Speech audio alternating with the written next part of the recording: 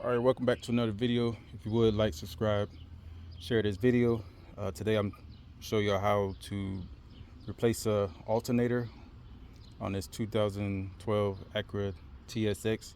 Now this could work for any 2.4. I believe Toyota the same way, Honda of course.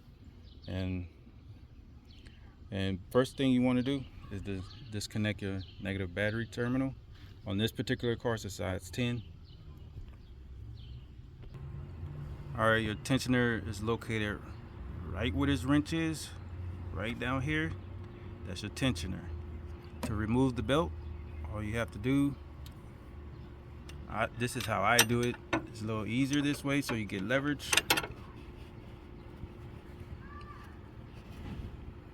And you pull back like so.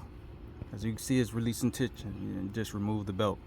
Now, make sure you take a picture on how the belt is routed if you have a hard time remembering how the belt goes.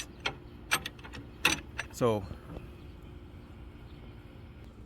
all right, I'm gonna show y'all with the other alternator, the one that's already out, what you're gonna have to do.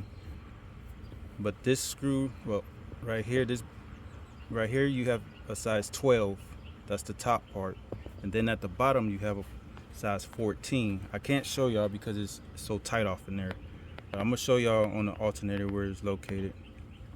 And also, you're just gonna remove your harness here, this bracket here. You have to transfer it from the old one to the new one, so you could fit this off in there like so. And this right here, you pull that back. Right there, you pull that back, and this is size 10 mil off in there. Now let's go to the other alternator so I can show y'all.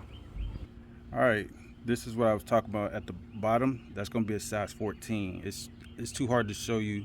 It's too much stuff in the way to show you. That's a 14. Top portion is a size 12. Like I was saying, you remove your harness here.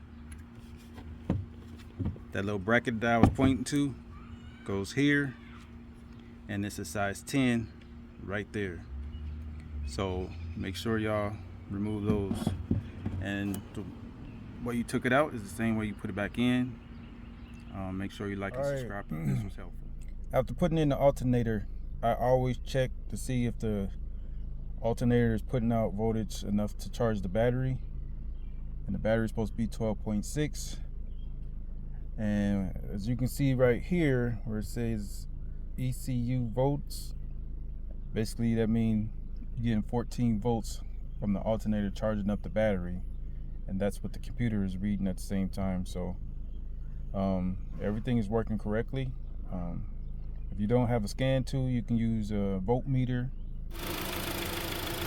All right, this is what it should be when it started. High 13s.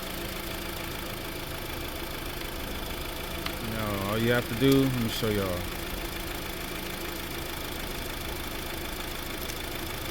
You're gonna go to DC. Right there, DC. And you can change the range, but it automatically sets itself on this voltmeter.